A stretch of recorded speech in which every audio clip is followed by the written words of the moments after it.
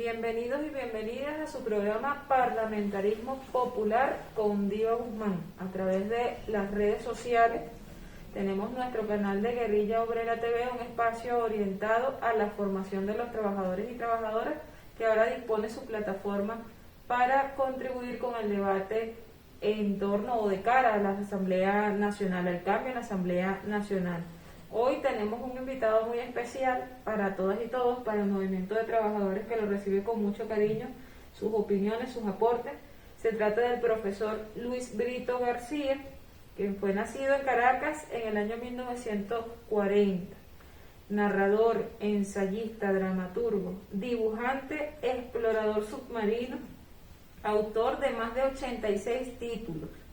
En narrativa destacan Rajatabla, con el premio Casa de las Américas en 1970, Abra Palabra, premio Casa de las Américas de 1969, Los Fugitivos, Vela de Armas, La Orgía Imaginaria, Pirata, Andanada y Arca.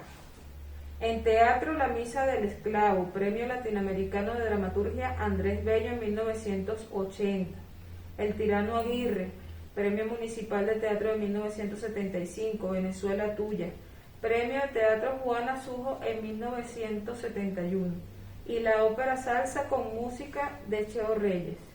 Con Me Río del Mundo obtuvo el premio de literatura humorística Pedro León Zapata. Como ensayista publica La Máscara del Poder, 1989, y El Imperio contra Cultura, Del rock a la posmodernidad en 1990, Elogio del panfleto y de los géneros malditos en el 2000, Investigación de unos medios por encima de toda sospecha, que obtuvo el premio Ezequiel Martínez Estrada en 2005, Demonios del Mar, Corsarios y Piratas en Venezuela, 1528 a 1727. Ganador del Premio Municipal Mención Ensayo en 1999. En el 2002 recibe el Premio Nacional de Literatura y en el 2010 Premio Alba Cultural en la mención Letras. Me quedo corta con este pequeño resumen. Sé que hay mucho más que pudiéramos decir ahorita del profesor Luis Brito, pero vamos a iniciar con nuestra entrevista. Primero agradeciéndole al profe que pueda abrirnos las puertas de su espacio, de su hogar, del espacio donde ha desarrollado su creatividad, su trabajo. Y gracias por recibirnos, profe. Queríamos conversar con usted en el marco de lo que le explicábamos. Es una tarea que tenemos de entusiasmar, de animar a todos los actores que hacen vida en nuestro país, a los ciudadanos, al pueblo en general, a participar de un espacio de construcción sobre el parlamentarismo, que es lo que debemos hacer en esta nueva etapa de la Asamblea Nacional. Y muy importante para nosotros conocer la experiencia, lo que ha sido el proceso de reflexión que nos ha traído un libro que, además de recomendarle al presidente de la República, hemos podido acercarnos a conocer lo que usted nos plantea sobre el verdadero venezolano, algo que nos ha llamado mucho la atención a propósito de un debate que ha movido y está moviendo a todo nuestro pueblo en torno a lo que realmente somos como venezolanos. Estamos en un tiempo bastante difícil, estamos en una etapa llena de muchas contradicciones, se pudiera decir así, en el desarrollo y crecimiento de nuestros proyectos. Un gran debate que tenemos en el seno del movimiento revolucionario también, y nos interesa mucho conocer, profesor, su visión. Pues usted ha descrito en esta obra una serie de estereotipos que se tienen con relación a las supuestas características de la idiosincrasia del venezolano. ¿Nos pudiera describir la manera más resaltante y cuáles son los argumentos para desmontar estos estereotipos? Sí, mira, contra el venezolano hay una campaña de desprestigio que se inicia en 1498 cuando llega a Colón. Desde entonces a los venezolanos se le han endilgado todos los epítetos negativos. De los indígenas se decía que eran flojos, que eran crueles, que no tenían alma. Se decía al principio que eran vengativos, que eran perezosos, además eso va a persistir mucho después. Se importaron esclavos y entonces también los adjetivos negativos fueron para los descendientes del África. Además, se les decía flojos, a pesar de que con su trabajo mantenían a los dueños. Se les decía supersticiosos, bueno, se llamaban supersticiones a sus religiones originarias. Y con la independencia, que en realidad se logró gracias al apoyo popular, esta cantidad de lugares comunes no varió. Se siguió diciendo que el pueblo venezolano era perezoso, fantasioso, que no amaba el trabajo, que odiaba, detestaba el trabajo, que no se tomaba nada en serio. Y a finales del siglo XIX y principios del XX, toda esta cantidad de insultos que eran así como espontáneos, trataron de adquirir una especie de categoría científica, con una cosa llamada el positivismo, una escuela filosófica originada en Francia, que decía que los seres humanos pasaban por varias etapas: el salvajismo, la barbarie y finalmente la civilización. Según esta escuela, nosotros estábamos en la barbarie, no éramos civilizados, pero además una versión criolla le añadió el racismo a esas consideraciones. ¿Qué es lo que sucede? ¿Por qué seríamos nosotros bárbaros?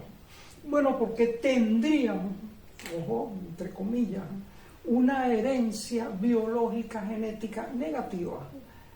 Tendríamos por un lado el indígena, ya hemos dicho, se decía que era perezoso, supersticioso, vengativo, melancólico.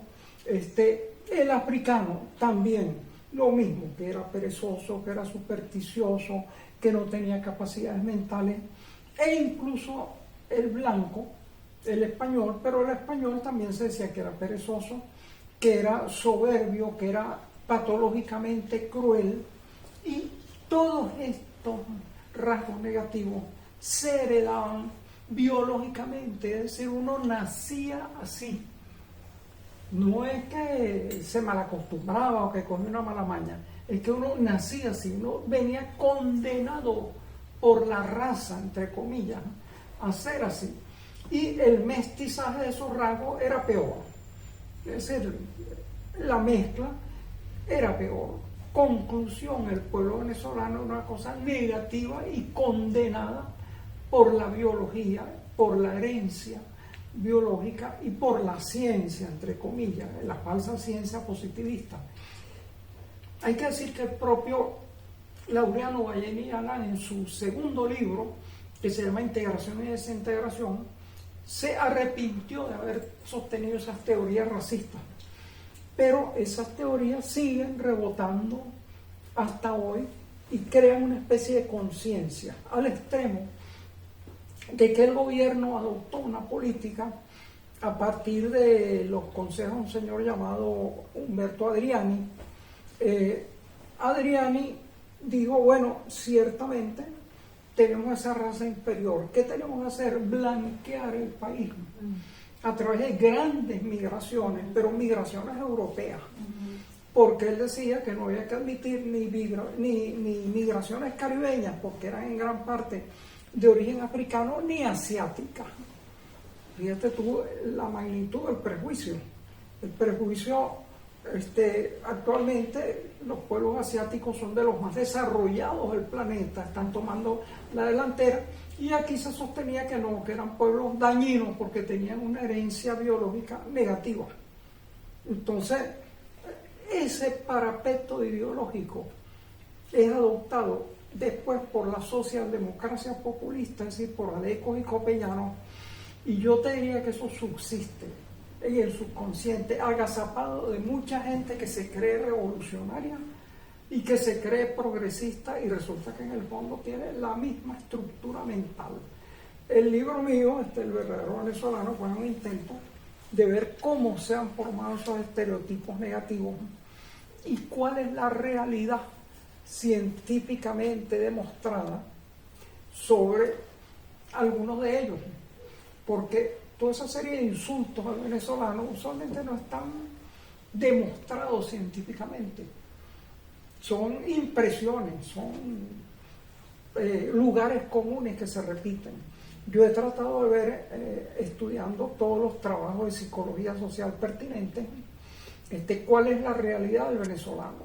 Y de ahí surge un venezolano muy distinto, el venezolano contemporáneo. Por ejemplo, nada más voy a hablar anecdóticamente, porque no les voy a exponer ese libro que es como de casi 700 páginas, pero se habla que el venezolano tiene una violencia patológica. Hay unas encuestas mal hechas que dicen que tenemos un porcentaje, mejor dicho, un índice de homicidios de 74.8 por 100.000 habitantes. Eso es mentira. Cada vez que aquí hay un homicidio, eso conta en la partida de función. Y el mismo año que la encuestadora hablaba de esa cifra falsa, exagerada, absurda, resulta que no, el índice de homicidio era 33.6 por 100.000 habitantes. Hay una manipulación entonces. Pero total, en parte por masoquismo y en parte porque hay una clase dirigente que dice, bueno, este es un pueblo violento, de gente expeditiva, bárbara, tenemos que disciplinarlo con medidas sumamente fuertes, ¿no? Eso es lo que hay en el fondo de eso, ¿no? Es decir, tenemos que disciplinarlo, tenemos que refrenarlo, tenemos que ponerle orden, es decir, lo que decía Laureano Vallerilla Alán, tiene que haber un cesarismo democrático regido por un gendarme necesario. Ese concepto, por cierto, no es de Vallerilla Alán, él se lo robó a un sociólogo francés y lo tradujo igualito. Entonces, fíjate lo que hay detrás de eso. Es falso que haya esa violencia patológica del venezolano. Incluso cayó en esa afirmación Herrera Luque, un gran psicólogo y además novelista. Él decía, no, tenemos una gran tasa de actos violentos, porque él decía, entonces fíjense la tasa que tiene Venezuela de actos violentos, de homicidios. Si nosotros, como es debido, solo contamos la población mayor de 20 y pico de años, entonces resulta que tenemos una tasa exorbitante de actos violentos, criminales, pero por Dios, los porcentajes se miden sobre el 100% de la población. En esa época, la mayor parte de los venezolanos tenía, cuando él decía eso, menos de 25 años.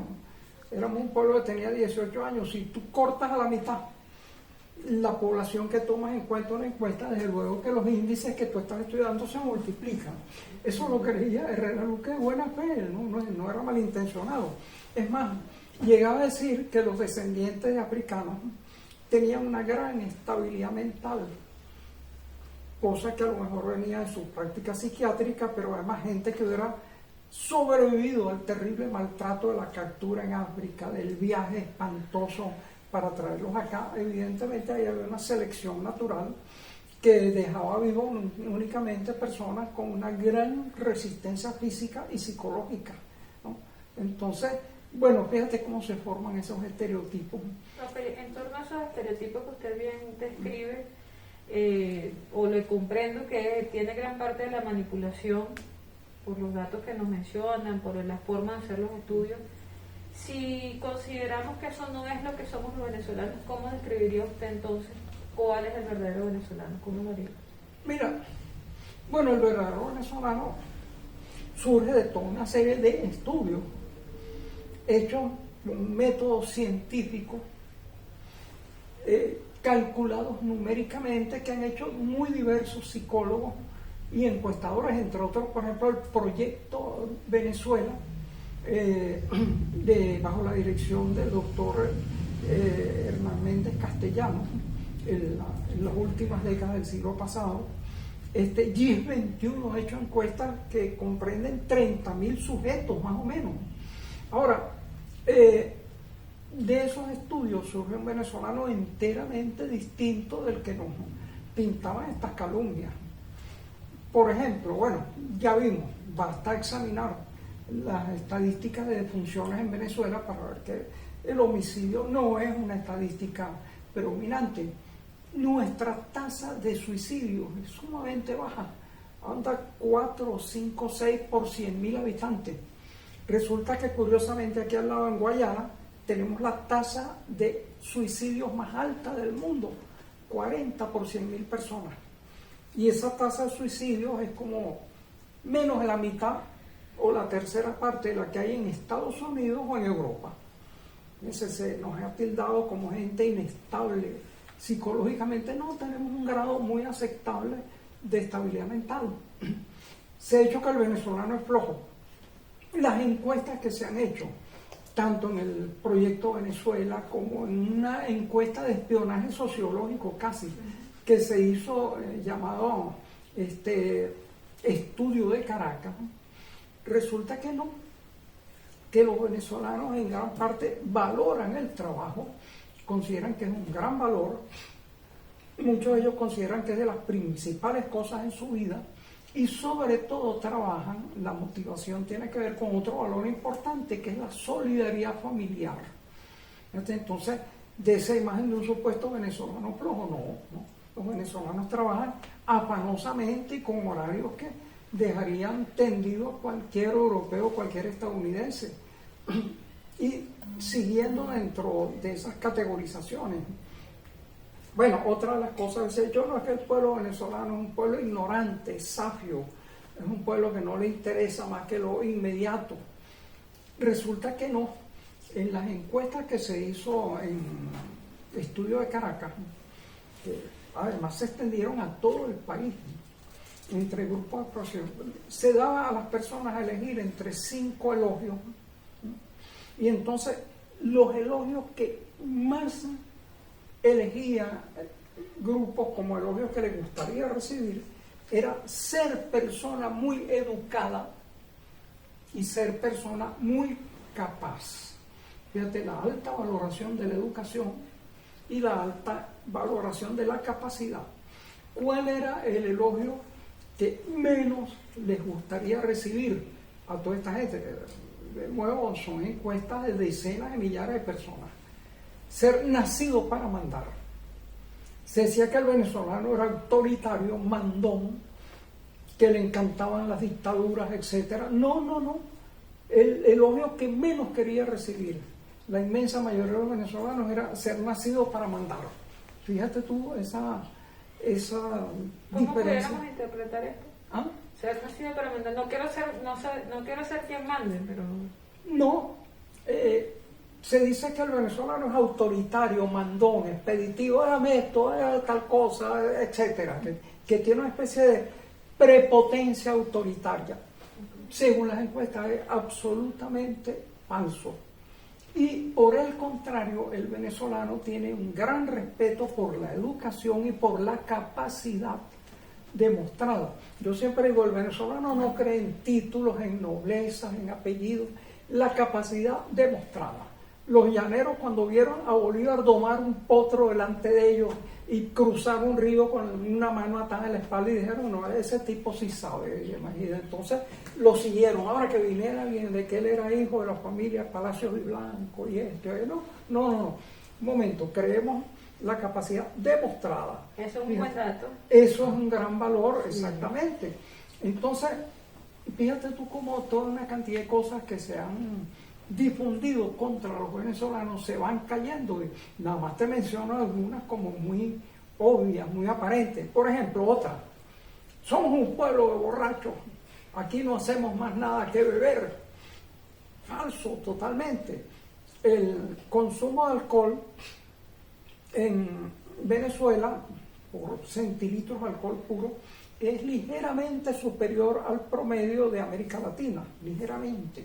Pero, por ejemplo, consumimos como 2 o 3 veces menos que países como Argentina, como Chile, como Uruguay. Ahora, consumimos como 5 o 6 veces menos que Estados Unidos. Y mucho menos, 6 o 7 veces menos que los europeos, gran parte de los europeos. Sin embargo, se dice, Claro, este es un pueblo... se señala al venezolano. El venezolano es un pueblo de borrachos, alcohólicos, etcétera, que lo que le gusta es la caña y el licor y no piensa más que en eso. Fíjate tú de nuevo cómo van surgiendo cosas del estudio y de la comparación de las estadísticas. Yo localicé, entre otras muchas cosas, una cosa que se llama el World Value Survey, es decir, el survey de los valores del mundo. Es una encuesta hecha como en 150 países y me complació mucho verificar entre los resultados obtenidos en Venezuela y los resultados de los demás países, muchas de las supuestas rasgos negativos que se le atribuían al venezolano no eran tales. Resulta que el venezolano más bien marcaba positivamente en esas encuestas y en otra cantidad de estudios hechos con cierto rigor científico y metodológico. Entonces lo interesante es eso, pero lejos de estar acomplejados, de somos un pueblo que no sirve para nada, de que tenemos que ser suplantados por una inmigración de blanquitos y demás. No. Es un pueblo que tiene defectos, pero tiene una considerable cantidad de virtudes, una gran estabilidad mental, una solidaridad grupal, valores de afecto al trabajo, valores de respeto a la educación. Eso es importante. Fíjate cómo eso se traduce, por ejemplo, en el culto al doctor José Gregorio Hernández. El doctor José Gregorio Hernández, para mí, es interesante el culto a María Leonza. Las dos figuras que más reconocía en los estudios de Fundacredesa en los años 90, el venezolano, eran desde luego la de Simón Bolívar, pero además la de María Leonza y el doctor José Gregorio Hernández. ¿Qué representa ese culto? Bueno, por un lado, el centro es una diosa, es una mujer, pero no es una mujer apocada, humillada, obediente, servil. Es una diosa que está montada sobre un tapir, que es poderosa, que tiene fuerza, que concede favores.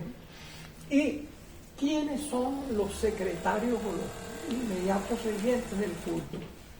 Están por un lado el negro Felipe, evidentemente la vertiente africana, el cacique Guaycaipuro, la vertiente indígena, y por otra parte el doctor José Gregorio Hernández. Ahora, ¿qué es el blanco de pueblo? Ahora, ¿cuál es el significado del doctor José Gregorio Hernández? Fíjate, es una conciliación del respeto por la ciencia y el conocimiento. José Gregorio es doctor, pero además es un doctor matizado por los valores del cristianismo. Es un doctor, pero no es un doctor que te va a hacer una operación que no es necesaria, que te va a cobrar exageradamente. Él tenía fama de caritativo. Entonces, en esa especie de reverencia por el doctor José Gregorio Hernández, compendia el venezolano el respeto por la educación, el respeto por la ciencia y el respeto por ciertos valores de solidaridad humana, cristiana, etcétera. No es accidental que le estén prendiendo velitas a José Gregorio junto a un indígena y junto a un descendiente de africanos en las montañas de Sorte, y que sea eso entre las cosas más reconocidas dentro de las creencias populares de Venezuela, pues. Parte de la cultura venezolana. Profe, también nosotros hemos, así como se ha descrito de manera muy negativa el venezolano, como usted ya bien nos caracterizó, también ha sido muy conocido el venezolano por ser feliz en el mundo, uno de los pueblos considerados en el mundo como uno de los pueblos más felices. Yo le pregunto a usted, ¿usted cree que en este contexto actualmente eso sigue siendo así? Bueno, habría que hacer profundos estudios para ver. Lamentablemente, yo siempre lamento que GIS 21, que era una de las grandes encuestadoras sobre la manera de ser de los venezolanos, etcétera, cerró hace como 5 o 6 años, después de haber hecho unas encuestas valiosísimas. Pero sí, fíjate, ya he comentado un poco que una de las cosas que caracteriza al venezolano es un alto grado de estabilidad mental, es decir, de cordura, de racionalidad. El venezolano no es propenso, fíjate, dentro de las afecciones psicológicas, el venezolano tiene más o menos un 16% de personas que tienen algún tipo de afección. Eso incluye desde luego de psicopatías graves hasta meramente trastornos leves como tristeza, una fobia, una cosa así. Es una es un porcentaje verdaderamente liviano. En otros países el conjunto de enfermedades psicopáticas es casi el doble, pues en Estados Unidos más que duplica esa cifra. Entonces hay ese gran elemento de estabilidad mental, y el venezolano en las encuestas que yo conseguí se considera muy feliz, bastante feliz. Y hay un dato bastante interesante que lo conseguí después del libro. Parece que hicieron un estudio, hay determinados genes, y en este caso sí hay que tener en cuenta la genética porque ya está un poco avanzada, que le permite a la gente un cierto grado de bienestar mental, bienestar psicológico, de autoestima. Y ese gen estaría muy presente en algunos de los países centroamericanos y en Venezuela también. Ahora, no sé, no he conseguido la validación final de esos elementos, pero sí, uno pensaría que el venezolano es esencialmente un pueblo bastante feliz, bastante dichoso, feliz de estar vivo, y además eso no implica que sea un pueblo frívolo. En otras encuestas hay un alto porcentaje de venezolanos que se pregunta, por ejemplo, por el sentido de la vida, por el sentido de la existencia. Todo eso está metido en los porcentajes aquí de este libro. Es además un pueblo que piensa, que tiene una gran agudeza mental.